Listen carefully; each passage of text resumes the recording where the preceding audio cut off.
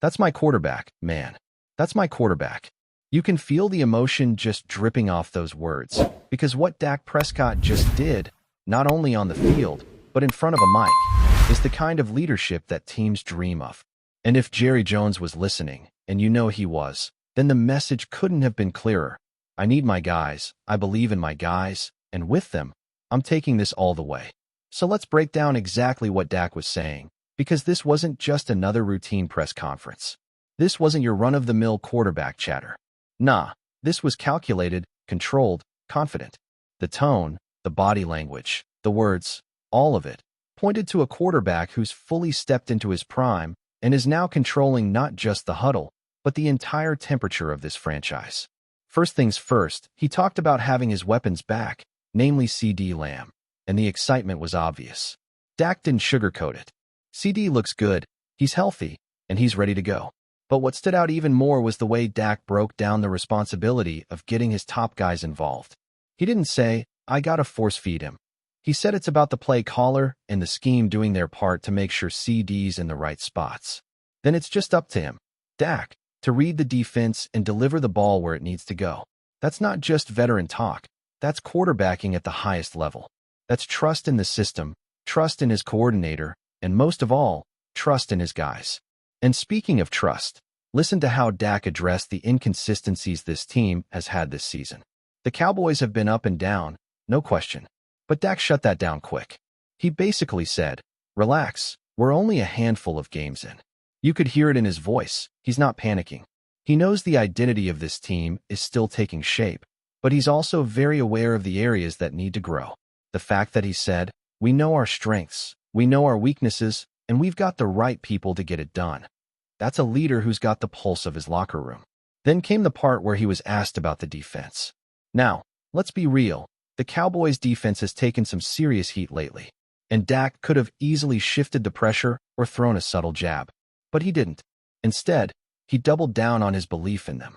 He straight up said he practices against those guys. He knows who they are, and he knows they're pissed off too. He made it clear that unit isn't lacking talent or hunger. Maybe they're not meeting expectations right now, but Dak believes they will. He even joked that he believes in all of them except maybe one, Sam. And if you know, you know. Classic locker room jab. But the most telling thing? When asked why the defense isn't clicking in games the same way they do in practice, Dak didn't deflect. He simply said, I've got enough on my plate with the offense. That's how you stay in your lane without throwing anyone under the bus. That's how you lead without creating division. And it's what makes this guy the heartbeat of this team. Now let's talk about what might be the most important development in this entire offense, George Pickens. Listen, when CeeDee was out, George stepped up in a big way. And Dak knows it. He pointed out how having George show what he can do while CeeDee was sidelined wasn't just helpful, it was a blessing. Why? Because now defenses can't just lock in on one guy. George proved he's not just a fill-in, he's a legitimate weapon. And Dak lit up when he talked about the possibilities now. Maybe CeeDee's outside. Maybe he's in the slot. Maybe George is outside. Maybe they're both on the same side. The creativity is wide open, and Dak made it clear. It's going to be electric. But he didn't stop there. He straight up compared this to the Bengals having Jamar Chase and T. Higgins, two young stars that make life a whole lot easier for their quarterback. And then he dropped a little nugget that might have gone under the radar.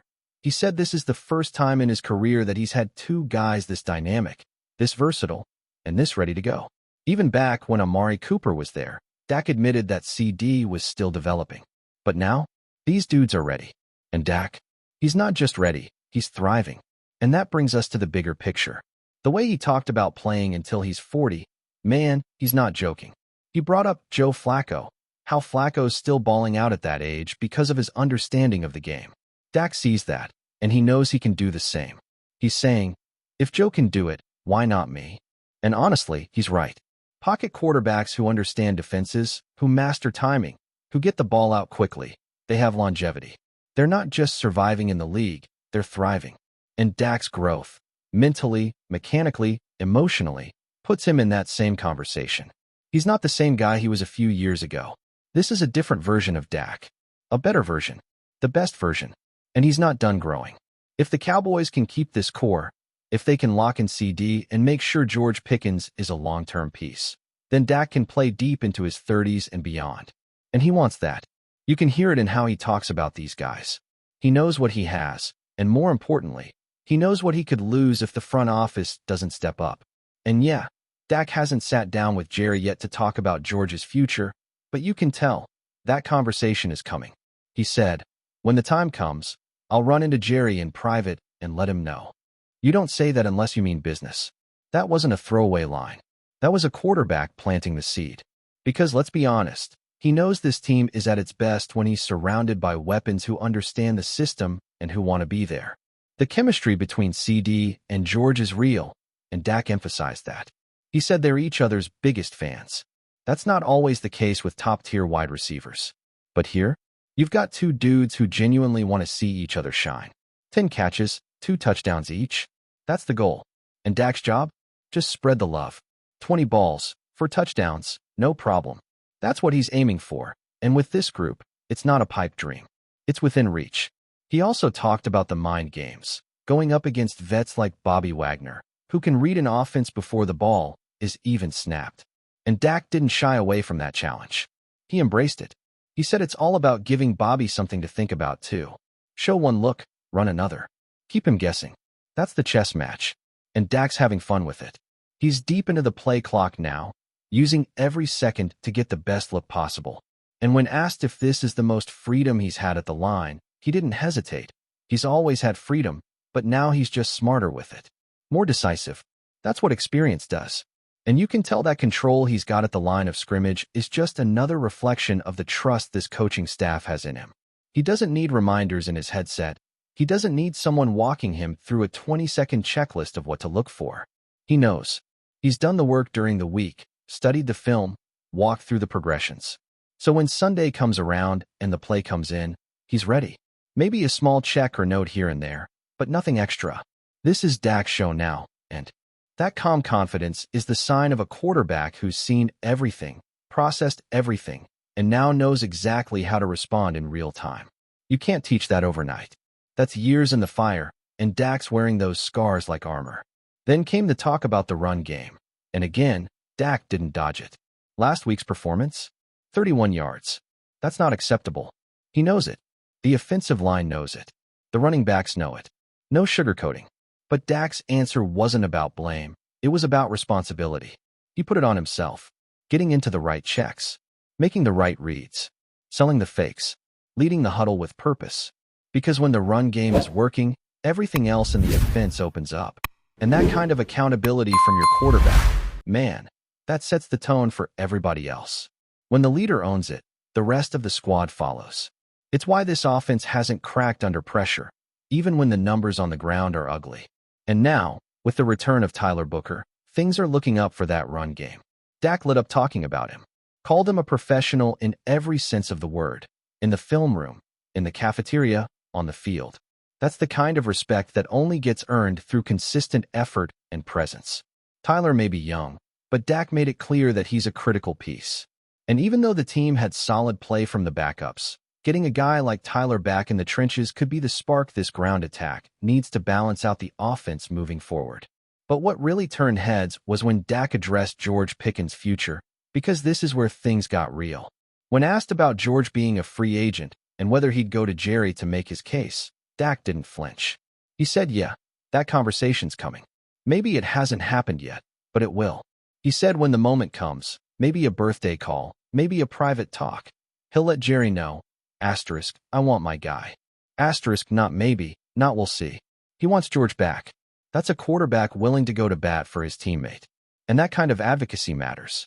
When your QB is asking the front office to keep the group together, that's not just about football. That's about culture, chemistry, and trust.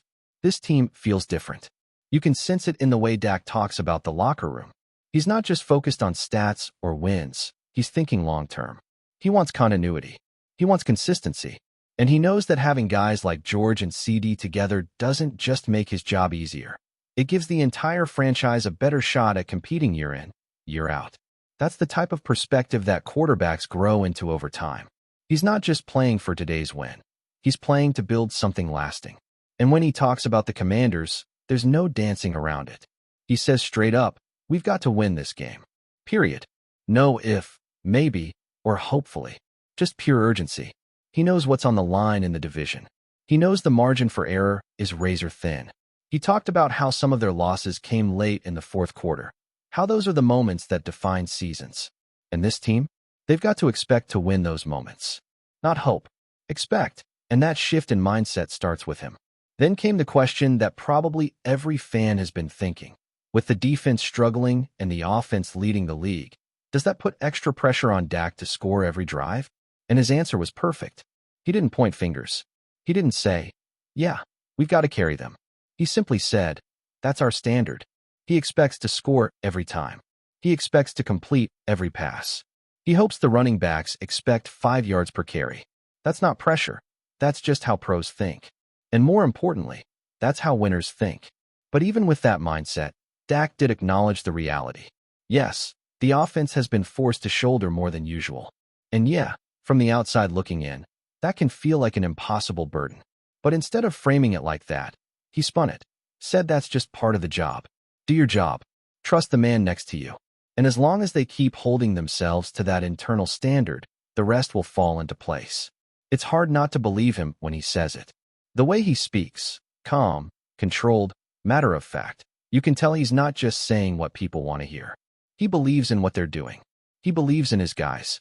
He believes in their ability to put up points on any drive, in any situation. And yeah, maybe that's not totally realistic on paper, but in the NFL, that kind of belief is everything. That's what fuels the elite teams. That expectation that you can, and should, score every time you touch the ball. And what stands out even more is the tone Dak uses when he talks about the team's struggles. There's no bitterness, no blame, just realism, just responsibility. That's the difference between a guy trying to keep his job and a guy who owns it. He's not trying to prove anything anymore. He is the franchise. And that maturity shines through in every answer. Even when asked about play-calling communication with the coaches, Dak kept it real. He doesn't want all that extra noise in his ear. He doesn't need someone walking him through reminders on every snap. That might have worked for a young guy or a backup, but this is year after year of command and control. He's seen it all. So if the coach is repeating something in the headset on Sunday, it's because they've drilled it on Wednesday, Thursday, and Friday. By game time, it's muscle memory. Before we roll on, subscribe to Cowboys Wire News, drop a like, and turn on the bell. Your support keeps the Dallas Cowboys updates coming. Tell us what you think in the comments. The Dallas Cowboys appear to be quietly reshaping the landscape of their defense, and whispers from league insiders suggest that TALANOA HUFANGA could be the missing piece they've been hunting for. According to sources familiar with the situation, the Cowboys are closing in on a deal to secure HUFANGA, a move that could significantly bolster their secondary and send shockwaves through the NFC East. While nothing has been officially announced, the buzz around this potential acquisition has fans and analysts alike speculating about the ripple effects on Dallas's defensive schemes. HUFANGA, known for his instinctive reads and hard-hitting style, has been on the radar of several franchises looking to shore up their back end. His ability to read quarterbacks and deliver decisive tackles has earned him respect across the league, and the Cowboys' reported interest underscores the team's commitment to fortifying a defense that has had moments of brilliance but occasionally faltered under pressure. If this signing goes through, it would signal a clear statement from Dallas. They are not just content with offensive fireworks. They want a defense that can dictate the flow of games. League insiders hint that the negotiations have been handled with typical Cowboys discretion, with front office executives and HUFANGA's camp reportedly working through the finer points of a contract that could see him stepping into a critical role immediately. Sources also suggest that this move may be part of a broader defensive strategy, hinting at potential adjustments in coverage schemes and linebacker support to maximize HUFANGA's impact. Analysts are already debating how his presence could change matchups, particularly against divisional rivals who rely heavily on quick, dynamic passing attacks. While fans pore over highlights and social media chatter, one thing is clear: the Cowboys are sending signals that they are serious about contention. The idea of HUFANGA donning the star on his helmet has created a wave of excitement, with supporters imagining a defense capable of game-changing plays and momentum swings. Whether this rumor solidifies into reality remains to be seen, but the mere possibility has set tongues wagging across locker rooms and living rooms alike. If Dallas manages to finalize this deal, it could mark a turning point in how the team approaches the upcoming season, blending aggressive offense with a revitalized, fearless defense. That's a wrap from Cowboys Wire News. For breaking Cowboys updates, subscribe, drop a like, and turn on the bell. Tell us your take in the comments.